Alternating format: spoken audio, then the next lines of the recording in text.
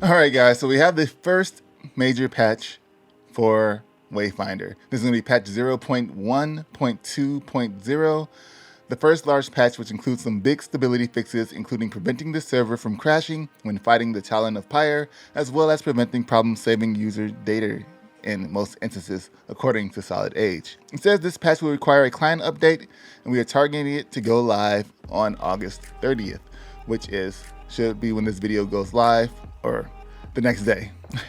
It's important to note that this patch will not have a ton of adjustments or bugs you might have encountered in early access, as it was locked before we went live, meaning the next patch will address some early access feedback directly. So the first thing we're going to have here is the combat and gameplay section. Night's Maw event cooldown has been significantly reduced from 2 hours to every 60 seconds in the Highlands. Now this is a big deal because you needed to do this for the quest, and a lot of people weren't able to do it because he was defeated and everybody was jumping servers and just couldn't figure out what the cooldown was. It was 2 hours. We thought it was 40 minutes. Apparently it was 2 hours, which was a huge cooldown to every 60 seconds. Engaging with the Talon of Pyre in the Highlands no longer leads to a server crash. Now that's good. Many other people have tried to solo him, or we've tried to fight him in groups, and just one more person comes into the little fire bubble and the server crashes. This is unfortunate.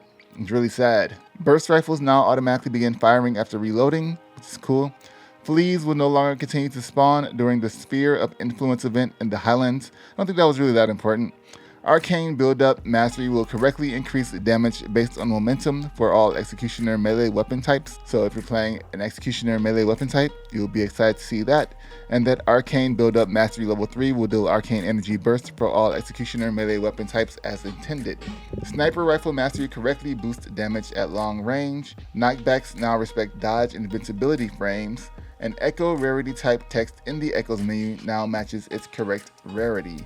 I hope they do some more things with the echoes, because echo fusion menu is all jacked up. So I don't know, sometimes it'll be like, this is a 1-star common echo, and then you go to do a fusion and you're like, no, actually it's a blue 10-star. So you're like, what is going on here? So hopefully they fix all that up as well. But I did have some issues where looking at echo rarity, it would show, the list would be like stupid, because you would just see like green, blue, blue, green, common, common, common, green, green, common. Like, what is going on here? So Nis Lingering Shadow buff icon refreshes correctly in the player HUD after 3 stacks when active. Kairos, level 3 of Kairos' Arcane Focus will now deal the intended additional instances of damage. For Venomous, Venom Thrusters now activate immediately and move slightly faster. And when using Venom Thrusters with no movement input, you will no longer travel off to the side instead of going backward. Using Venom Thrusters while ADS or blocking will no longer cause the player to travel off to the side as well. Quest, players will no longer get kicked when collecting loot during the Lighting the Flame quest dungeon instance, where we had to tell everybody, just run to the end and fight the boss and get out. So everybody's missing all that loot during that quest dungeon instance. Removed a duplicate Road to Ruin quest name at Seeker Avala and Deepwood Holt. Fixed a bug where side quest XP was scaling unintentionally with difficulty spheres. So if you guys caught on to that, if you're leveling up alts, you're probably getting some good levels in because of the side quest scaling with the difficulty spheres, but now it will no longer do that. It'd be nice to know what the actual XP is for doing the side quest though, instead of just like resonance XP, like what is the XP number? It would also be nice to have an XP bar as well that's on our screen that we can see instead of having to go to see, our character menu. So we get an idea of like how much we're getting XP for killing these enemies. Fix the bug. Hidden Knowledge side quest can now be completed in any Aurelian Lost Zone, and also counts any variant of the decoder event. Okay, so this is good because this is the one that everybody, I think this is the one that everybody had an issue with, where we had to decode some type of things, decode something, and we weren't able to because we can never get that stupid decoder thing to appear in the Undercroft. Now I've seen it like 5 times in the repository. Like every time I run a repository, every other time I'm seeing this event. So now we should all be able to do that Hidden Knowledge event, that Hidden Knowledge side quest. That's really good. Glad to see where that goes next. Lost Zones. Known action kicking the player with a problem saving user data has been addressed. Known actions. So there might still be some more actions that's causing you to be kicked with problem saving user data. but the ones they know about have been fixed. Alternate personas will now appear equipped on Wayfinder model at the Expedition rewards screen, and what I hope this means is that your cosmetics will showcase what you're wearing instead of just the default one. We'll be able to see what everybody looks like in the Expedition reward screen. Something I kind of wanted to happen.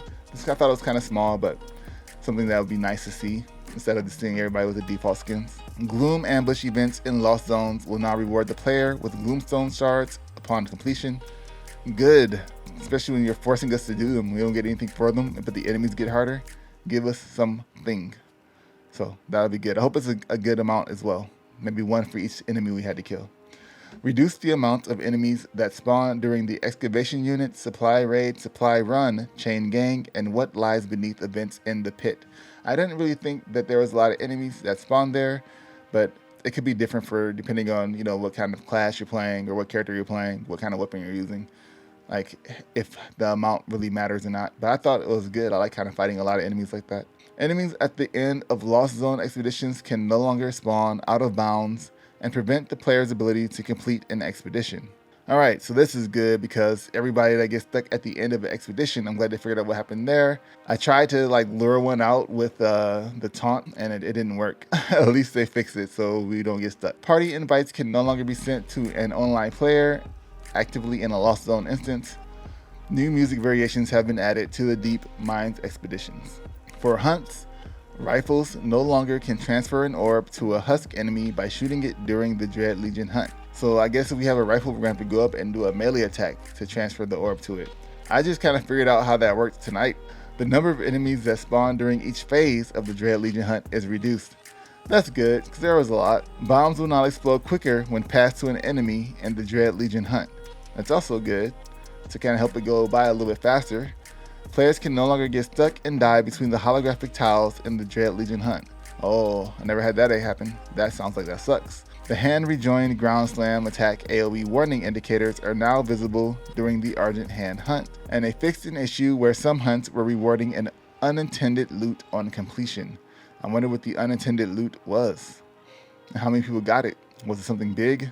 Next we have housing. They reduced the amount of resources required to craft housing item recipes, and temporarily players will be unable to switch their equipped Wayfinder or weapon while inside the apartment. The Trickster artifact now has a cooldown timer and can only be interacted with by the player who owns the apartment. People were getting by with the Trickster artifact. They're like, yo, you can use mine. Localization. Fixed several miscellaneous text issues throughout the game. Translated VO has been added to numerous quests and cutscenes. So if you already did it, I guess you won't be able to see it again, but for those new people that are coming in, that's good. For miscellaneous, the Enchanted Tower Compass item reward from the Exalted Founders Pack will now appear in the player's key items inventory, and 5% reward tower XP is earned from the Enchanted Tower Compass item as intended. So I think they also said they're going to do like a makeup for the missed experience points. So you may see a boost in your reward tower experience, if I'm not mistaken. So keep a lookout for that when it goes live. It says purchase Founders Packs will visually display as owned in the shop menu, and players can immediately equip newly acquired Wayfinders or weapons from Founders Packs without needing to travel first. Several echoes now have their missing icons, and camera collision improvements have been added throughout the game. There was a lot of bad camera collision when going towards some walls. Hopefully that is fixed. So we'll be able to see this on the 30th, hopefully. Known issues. Helper coins are not rewarded to players upon expedition completion in the Codex Halls, the Pit, and the Shrouded Woods. Helper coin will be rewarded to players in all other zones and hunts. So I think to stop this from happening, for it to not be such a disappointment, for it to be not useless to go into a helper queue and go into one of these zones, that they should just disable you from going into these zones with the helper queue. I feel like that is something that can be done.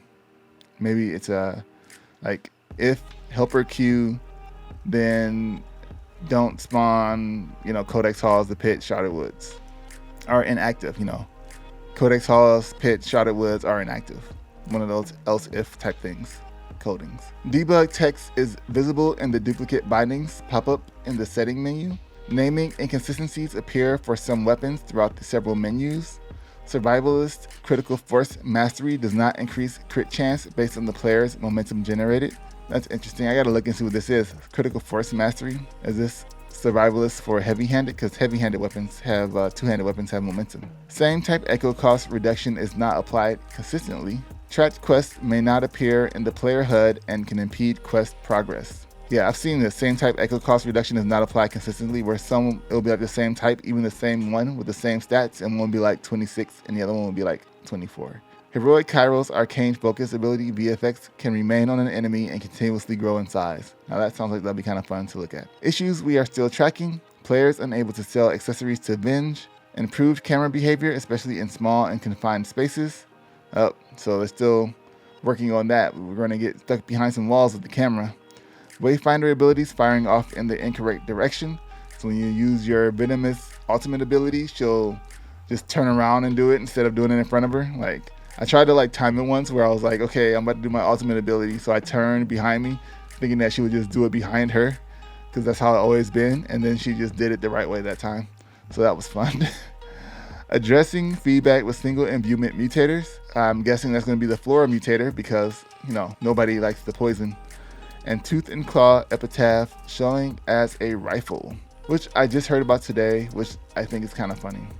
I thought this week we are also supposed to be getting some news about the store changes to the cost of items, and also the rewards for having to put up with the long queue times should be this week as well. Keep an eye out on that. Let you know what it says here about that when it happens. And until then, make sure you subscribe to the channel. Stay tuned for more Wayfinder news. And I'll see you guys in the next video. Thanks for watching this one, and thanks for being part of the community. I greatly appreciate it. All right, guys. Peace.